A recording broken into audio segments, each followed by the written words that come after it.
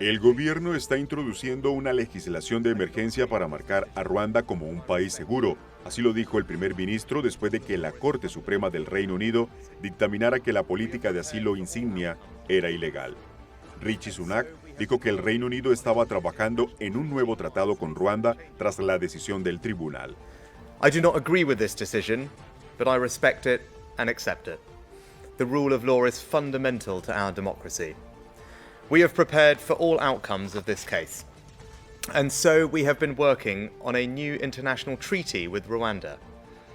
This will provide a guarantee in law that those who are relocated from the UK to Rwanda will be protected against removal from Rwanda.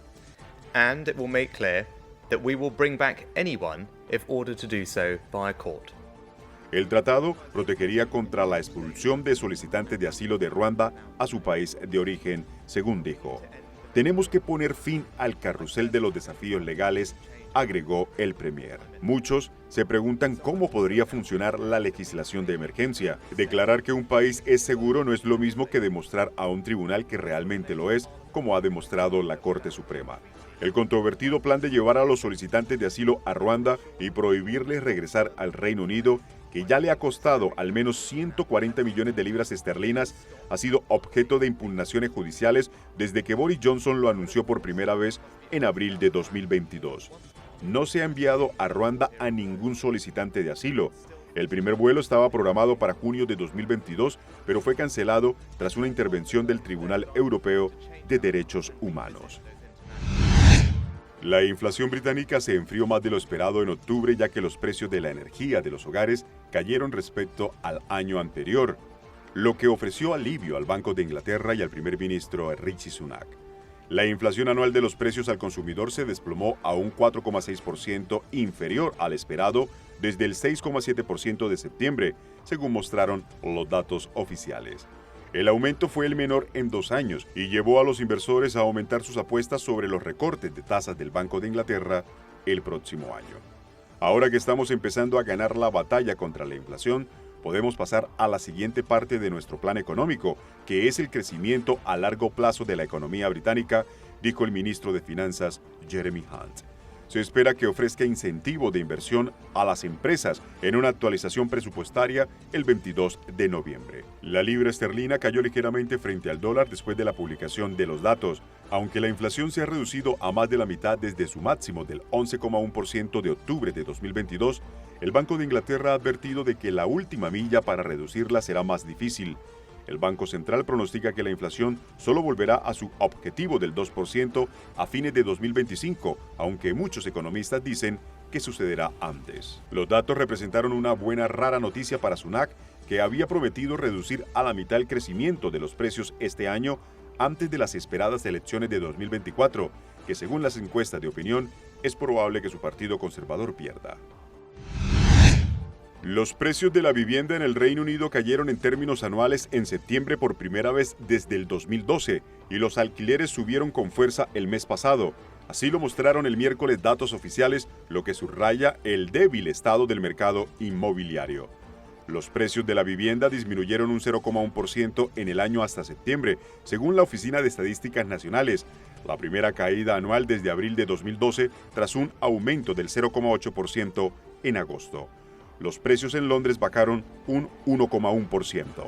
El mercado inmobiliario de Gran Bretaña, que se disparó durante la pandemia de COVID-19, se ha visto afectado por el aumento de los costos de endeudamiento, mientras el Banco de Inglaterra lucha contra la tasa de inflación más alta entre las grandes economías avanzadas.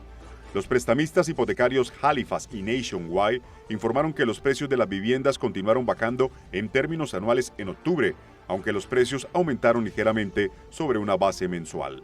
El indicador de alquileres privados de la ONS aumentó un 6,1% en los 12 meses hasta octubre, el mayor aumento anual desde que comenzó la recopilación de datos en 2016 y por encima del 5,7% de septiembre. Cifras separadas del Ministerio de Justicia mostraron la semana pasada que el número de demandas de desalojos sin motivos en Inglaterra aumentó a su nivel más alto en más de 7 años. Las demandas de desalojos sin motivos que permiten a los propietarios poner fin a los arrendamientos sin dar una razón específica y acudir a los tribunales cuando los inquilinos se niegan a irse voluntariamente, aumentaron un 38% en los 3 meses hasta septiembre, en comparación con el mismo periodo del año pasado.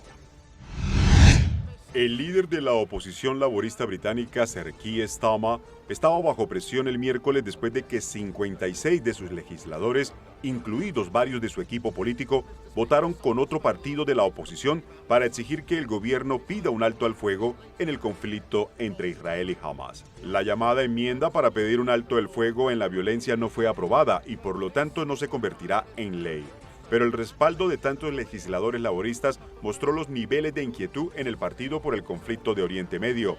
Casi un tercio de los 198 legisladores laboristas respaldaron la enmienda introducida por el Partido Nacional Escocés, que decía: pedimos al gobierno que se una a la comunidad internacional para presionar urgentemente a todas las partes para que se acuerde un alto el fuego inmediato. Starmer, al igual que el primer ministro Rishi Sunak, Estados Unidos y la Unión Europea, ha pedido pausas humanitarias para que la ayuda llegue a Gaza en lugar de un alto el fuego que dicen permitiría a Hamas reagruparse después de su ataque del 7 de octubre. 8 miembros del equipo ministerial en la sombra de Starmer dejaron sus cargos para desafiar la posición del partido. Fue un duro golpe para Starmer, quien está dispuesto a presentar a su partido como unido, disciplinado y listo para el poder antes de las elecciones nacionales previstas para el próximo año, que los laboristas están en camino de ganar según las encuestas de opinión.